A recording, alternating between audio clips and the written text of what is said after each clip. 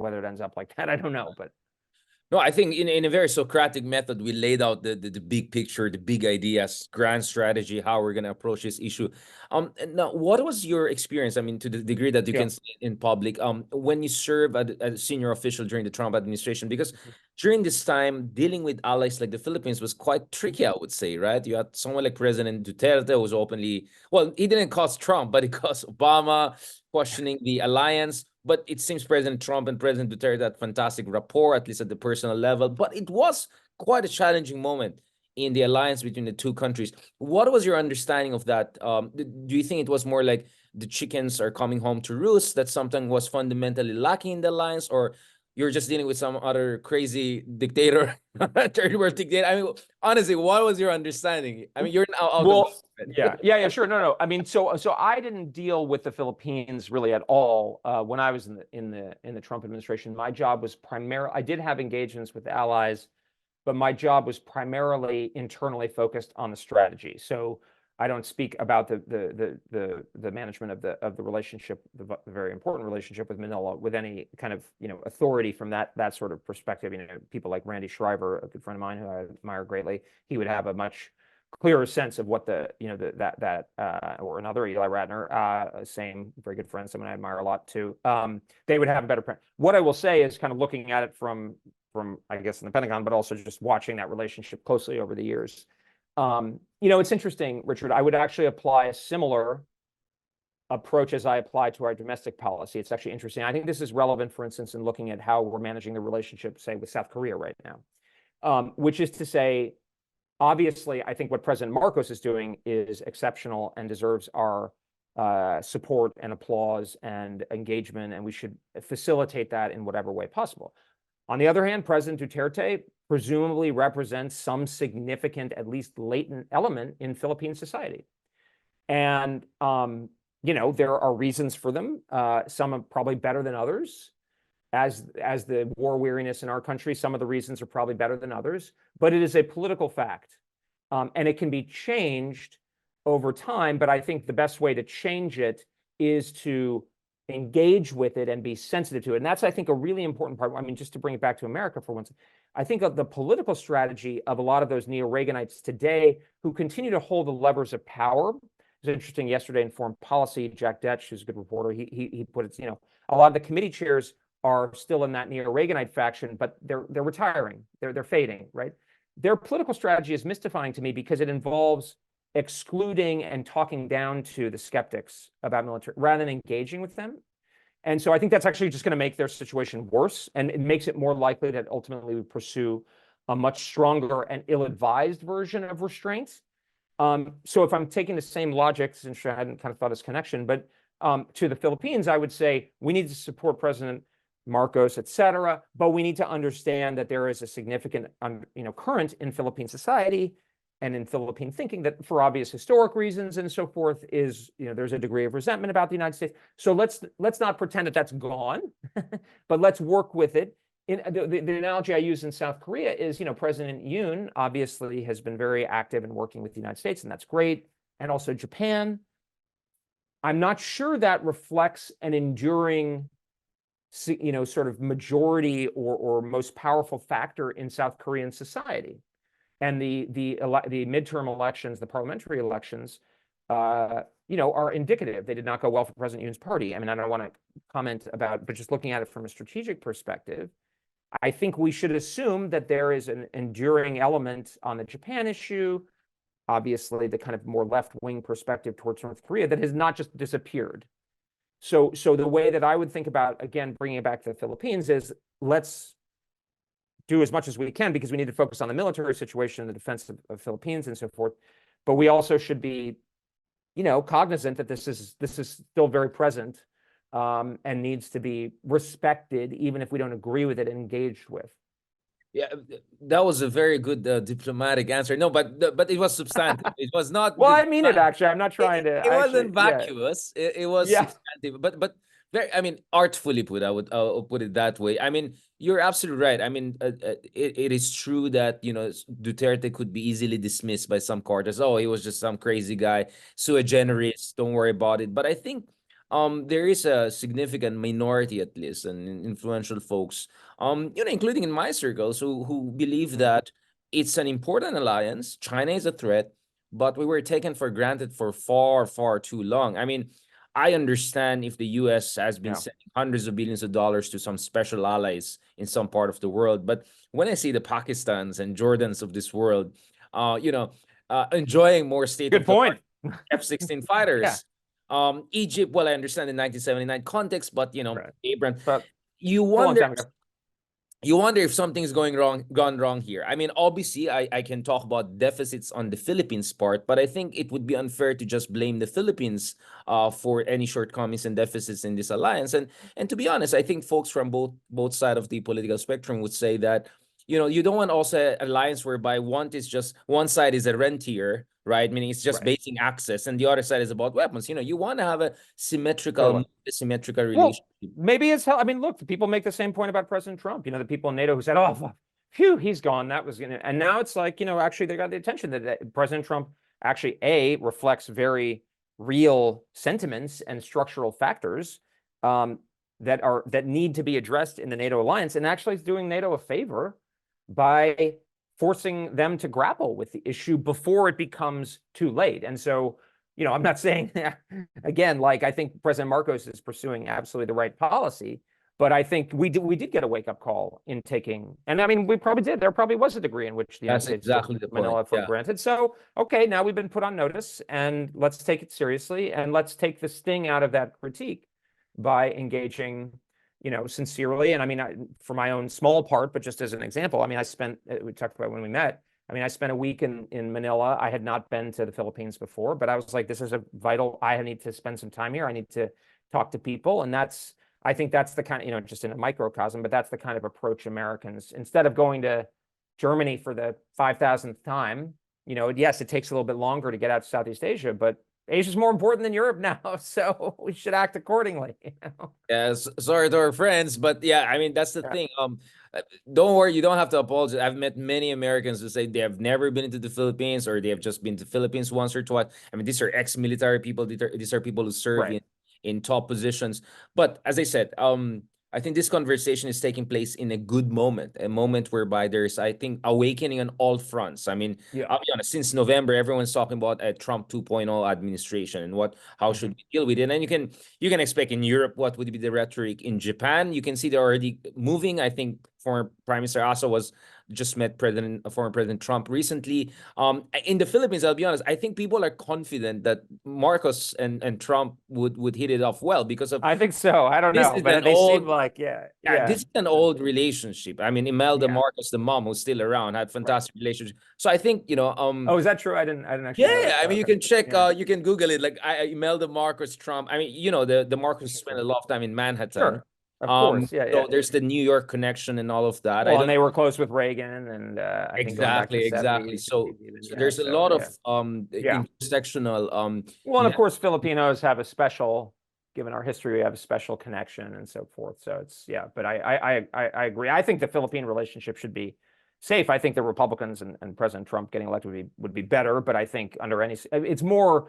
It's interesting. I just was that New York Times article I mentioned. I mean, I give a lot of credit to what people like Eli Ratner are doing, and Sam Paparo and Charlie Flynn and so forth are really deserve tremendous credit. It's more like, the old Saturday Night Live, more cowbell. That's the issue. Is like it's more a race. We're trying to have a race to the top in terms of who would do better and who would have more focus and resources. To me, that's where the dynamic will be on the first island chain. Yeah, and I think this is where we're going to transition to perhaps the penultimate part of our discussion for now, and I hope we'll have more and more discussion throughout the coming months. Now, I mean, I just want to also add, I think one of the things some of us Filipinos, I mean, not all, but again, this is probably a minority, is, I think many Americans forget Philippines was a colony of the United States. I think sometimes the conversation. I know, not our proudest moment. No, we were colonized. Yeah, I know. Although it had a special status, but yes, it was. Yeah, I mean, of course, the more from the American point of view. I know. I mean, the more Hispanic part in us is angry at you, gringos, for taking away from a revolution, right? So that's right. There's the part of us, we beat the Espanols, and then you guys came in and gringos took over. But I know. Let's talk about 21st century, and let's talk about what's happening right now. So fundamentally, I think the argument here, and you could see both of us have been making this argument. I just don't see how American can fight two major wars in in any major theater. I think the consensus is like 1.5 wars is the best that America If has. that, I mean, So you and it already have depends on what. Russia. You have Russia already in Ukraine, still there. $60 billion going to Ukraine most recently. Of course, we know the developments also in the Middle East, a tricky situation, but things are moving also in Asia as we speak. So, can you tell me, first of all, what is your reading of this new emergency fund passed by the Senate and approved by President Biden? 94 billion, if I'm not mistaken. So it's a huge amount of money we're talking about. So one of the leading members of the Senate was saying it's not a lot of money, which is, I mean, surreal.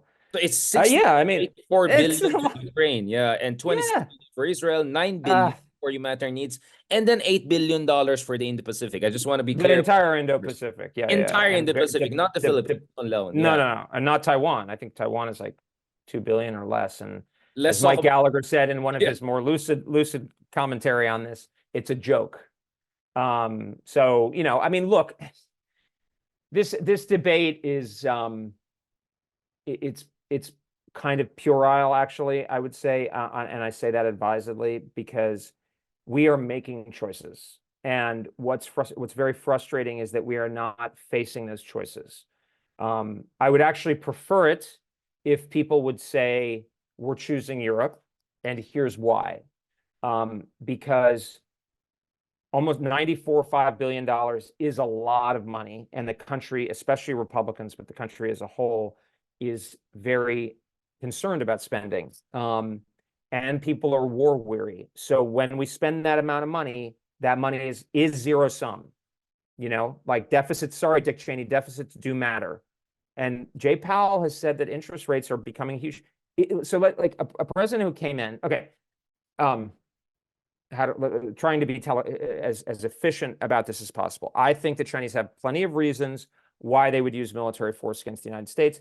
As Eli Ratner has said, not just to solve the Taiwan issue, but to drive the Americans out of the Western Pacific. You mentioned the example of the Philippines. It's worth pointing out the United States, at least as I understand it, our initial war goals in 1898 were not the acquisition of the Philippines, but because of the dynamic created by the defeat of the Spanish and the pressure about potential German intervention, we ended up going into the Philippines. Stumbled into empire. I think that's the term. Exactly, which is unfortunate. But if you're China and you defeat the Americans in a war over the Western Pacific, why don't you solve the Philippines question while you can from a position of advantage? And they are building a military to do that. So that's the way to deter the Chinese, and God forbid if a war happens, to defeat them is with military forces. I mean, economic sanctions are frankly a joke. They don't work.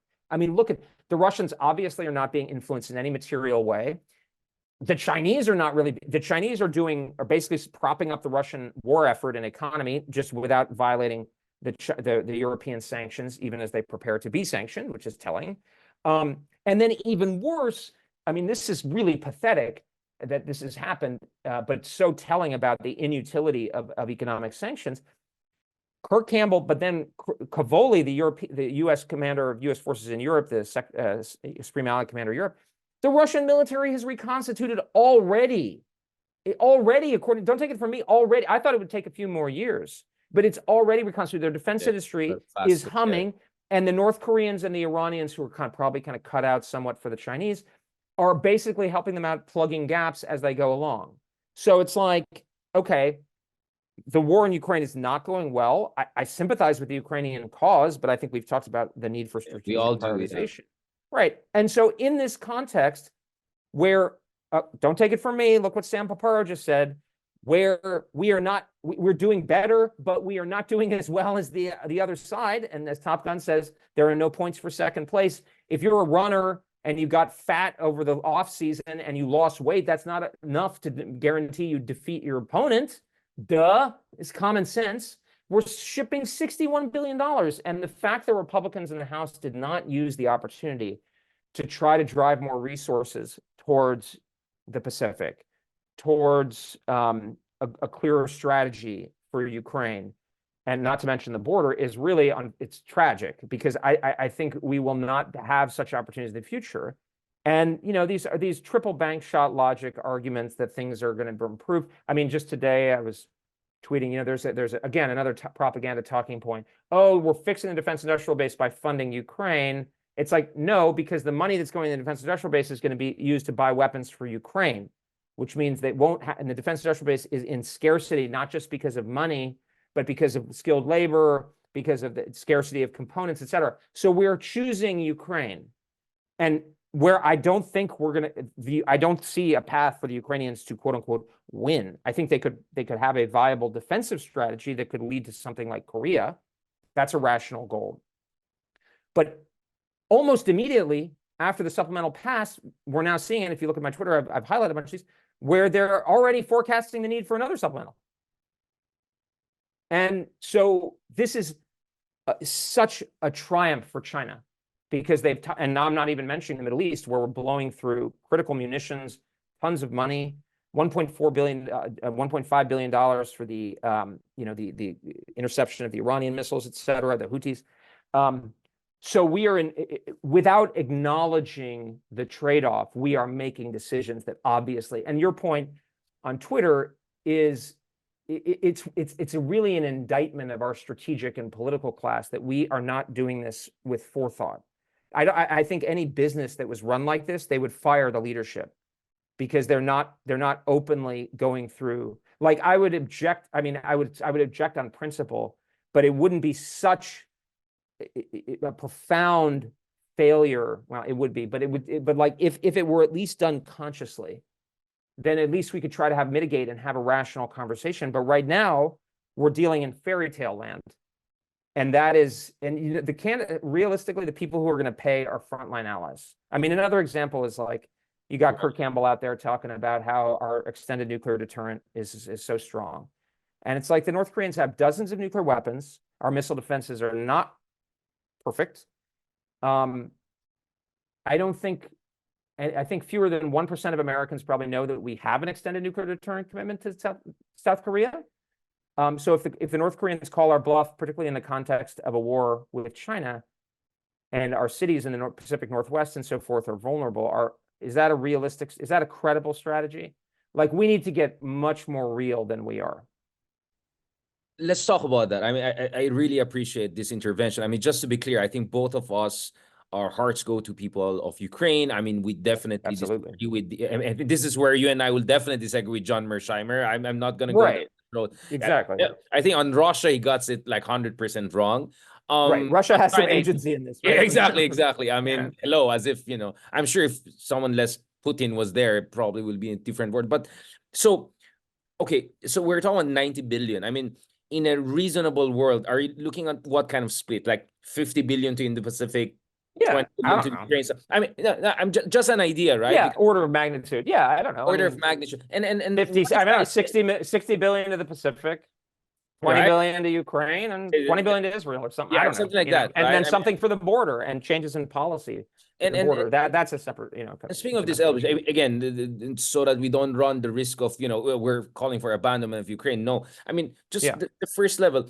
What do you think is a reasonable strategy here? Because I think any reasonable strategy would say we should put Ukraine in a position to negotiate peace. Exactly. Strength. Yes.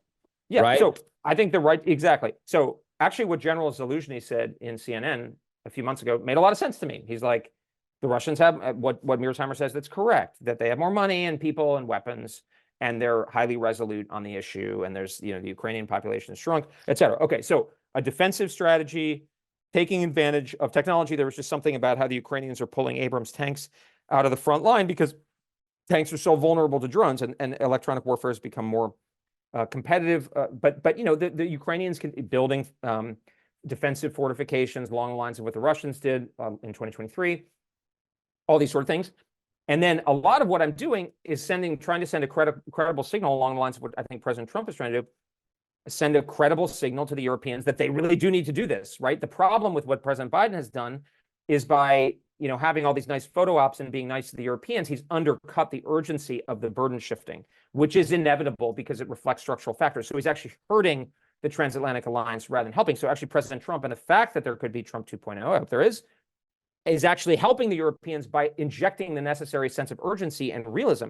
And in fact, you do see that. Actually, President Macron gave a speech. I mean, Macron says a lot of things. The follow-through is not so great. But European Minister of Defense Pistorius in Germany is saying that the Germans may need to go 3.5%. The Poles are doing, even across a very bitter political divide. Brits also. We need to encourage that, exactly, to give them a position of strength to make the best negotiated settlement, even if it's temporary. And yes, the Russians are going to be a threat. So we need to be realistic. But the point is the Americans can't be the ones overwhelmingly shouldering the load, which is the case.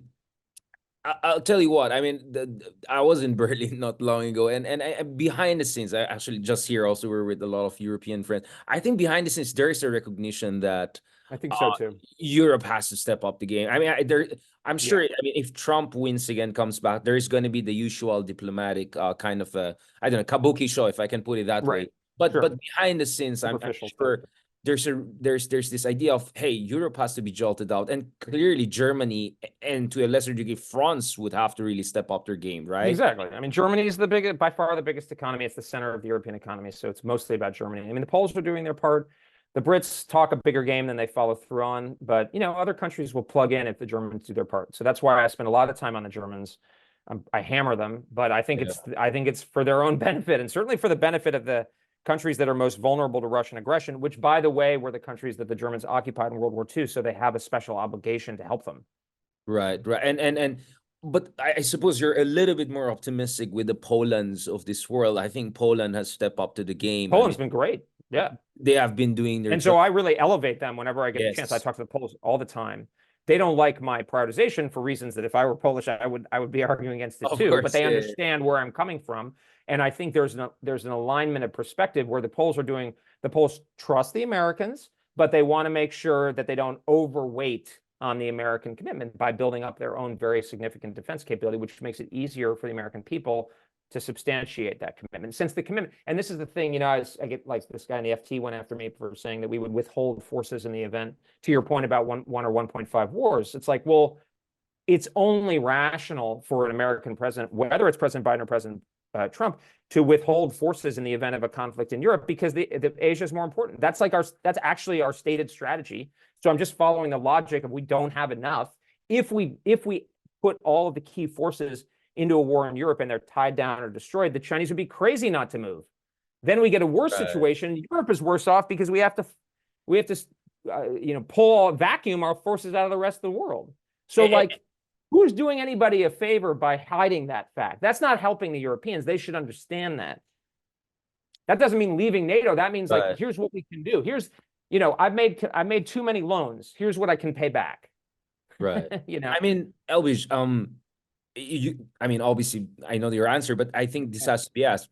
Do you think the Chinese now are deliberately supporting at least 2 or 3 powers? Absolutely. Bog you guys down in other regions of because it's too good. Cui bono. I mean, this is like, the Chinese know what they're doing. Blinken's over there. We're going to sanction. It's like, all these Julie Smith, the NATO ambassador, is trying to put pressure on them in the UN. Greenfield, the ambassador, was like, I can't believe they're doing it. It's like, these people are not stupid. In fact, they're probably smarter than we are. So they, and my point is, I'm not saying they're actively, Professor Moriarty, from the Sherlock Holmes stories, behind every single jot and tittle. No, it's more like the analogy I use is, who will rid me of this meddlesome priest? The story of Henry II. Hey, if you decide to do something in the Middle East, I'll be, don't worry, I'll be behind you. I don't actually need to know. Did Putin tell Xi exactly what's going to happen? I don't know. It's possible. That's not even necessary, though, for my argument. China is in great shape. Now, they're having economic problems. That's a different story. But from a strategic point of view, they are doing very well in the last few years. I mean, we shot almost a whole year's worth of SM-6 missiles, which are very expensive and can be used both for air defense and land attack. Those are critical for the Pacific. We shot a whole year's worth almost against the Houthis with no discernible result by the president's own admission. And now his special envoy is saying it only has a diplomatic solution.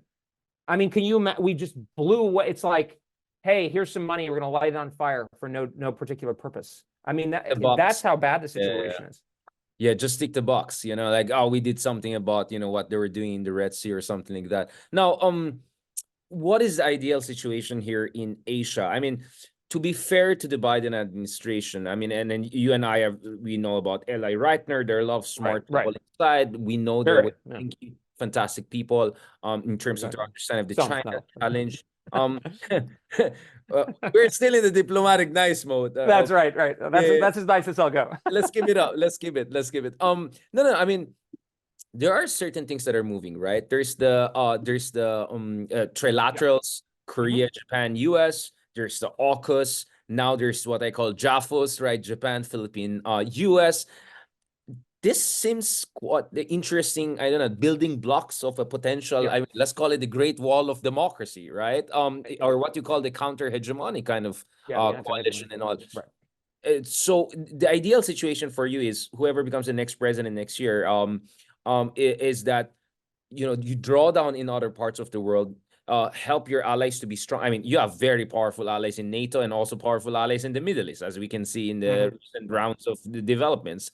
So it's really about helping the Koreas and Japan, Philippines, Australia, this to Right. get it First down together. chain. Yeah. Can you tell me about your understanding of how should the America approach this Sure. next year? So This year, let me let me put it really pointedly. I think the Biden administration. So what Eli and what the military is going on the military side is very encouraging, but it's inadequate, and that's not because of the lack of any comment on him. That has to do with macro factors in terms of overall orientation of the administration, and then structural factors that go back a long time. But it's inadequate. So that's and so my basic view is the Biden administration's Asia policy will look great if there's no war or Berlin or Cuba style crisis with China. But I think there's a very real chance of a war, especially if we continue to underestimate the military capacity, because these minilateral lattice stuff is fine. They're good in some, obviously, in ways, especially if they lead to improvements in the military situation, which they are in places like Japan and in Philippines, albeit inadequately, and that's the key point. What worries me is two things. One, they give a false sense of confidence that things are moving, which, like, they're not moving fast enough. So, like, if we have a bunch of photo ops at Camp David and the Japanese and the Koreans make nice, what's going on at the level of the military balance that's changed? Adequate to the threat. That's the point. There's no points for second place. Secondly, I think there is a risk it contributes to a Chinese perception of being encircled and contained and even strangled, which is the term that Xi Jinping apparently uses. So it accelerates their aggressive potential. Exactly. Yeah. So from a position of weakness and coupled with the economic measures. So, banning TikTok ain't going to do anything about defeating a Chinese invasion of Taiwan. They're not going to invade. You're not going to defeat the PLA with hashtags, right?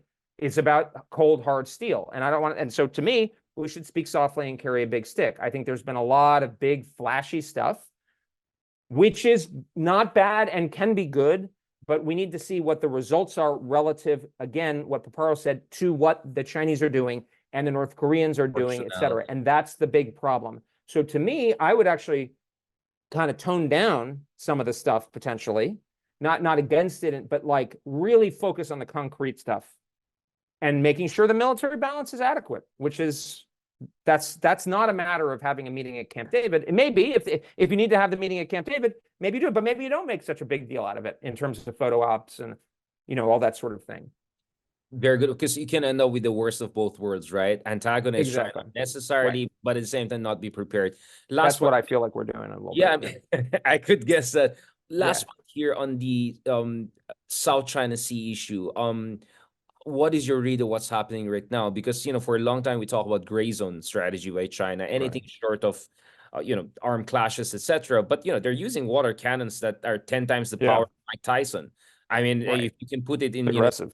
Punch power, and we have Philippine naval officers. So I think the sense in the Philippines is we're doing our part, perhaps even more than anyone expected, given our capabilities and all.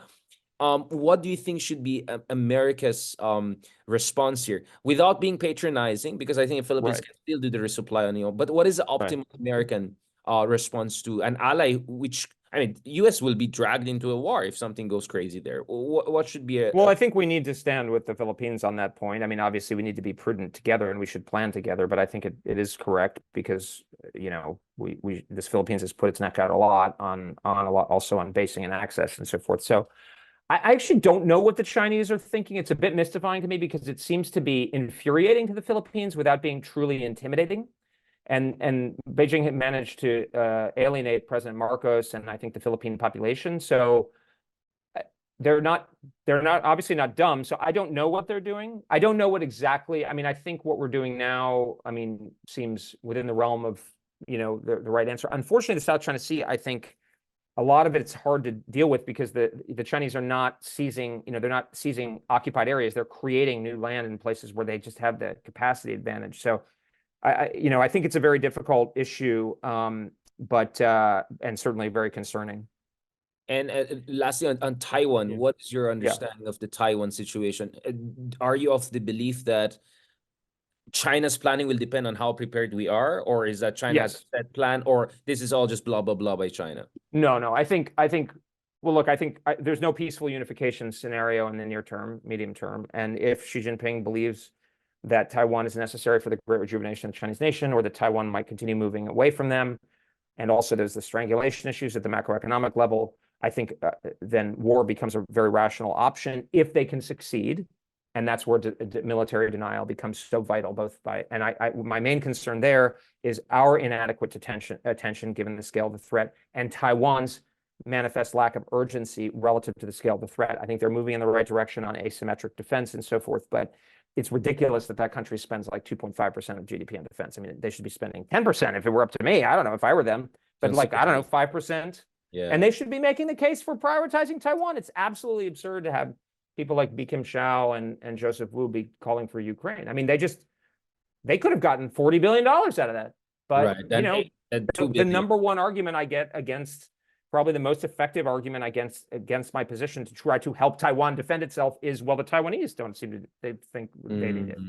Which if and when the Chinese move and attack, people will remember that they didn't think it was urgent enough for themselves. So it makes my arguments a lot harder. And I've said this to them directly. So I don't, but. And you're concerned of potential also technological complacency, considering I mean, Russia didn't do very well during its invasion, and we saw the superiority of NATO weapon systems. I mean, this is divorced from our analysis of where the war is going, but I think there is also a risk to saying, oh, these are just a bunch of paper tiger authoritarian powers, right? We can take care of them with. Well, that's obviously not. The Ukrainians don't think that anymore. If you read the press, the electronic warfare, drones, the Russians have adapted significantly. And yes, we've learned from the conflict in Ukraine, but presumably so have the Chinese. It goes so we should definitely not take. And I mean, who are we to be so arrogant? I mean, let's be honest. We were very successful against Iraq. We were successful against the Taliban in the initial phases, not ultimately. We did not succeed in Vietnam, and we were fought to a draw, and the Chinese pushed us halfway down the peninsula in Korea when they were very weak, technologically and economically. So I think we should go back to that post-Vietnam idea of respecting our adversaries. And that's not where we are right now. On that note, thank you. Yes, Elbridge. Thank you, Richard. I know I have to go. I have to. I know. I could see that. Thank you so much. Okay. Exactly 1 hour, just as expected. Let's continue this conversation. And thank you so much, Elbridge, for joining us. And please, how can people follow you, and where can they find your works and books, and how can they follow you? Yeah. Thank you. I'm at Elbridge Colby on X or Twitter. Our website, the Marathon Initiative, you can check out online for longer articles and so forth. I have a lot of interviews up there. And my book, The Strategy of Denial, is available from Yale University Press. And in English, it should be available in Asia, but also it's been translated into Japanese, Korean, and Chinese on Taiwan. Oh, has it? Oh, wow. Congratulations on that. Thank you so much, Elbridge, and have a lovely All right. Thank you, Richard. day. You too. Bye-bye. Thanks.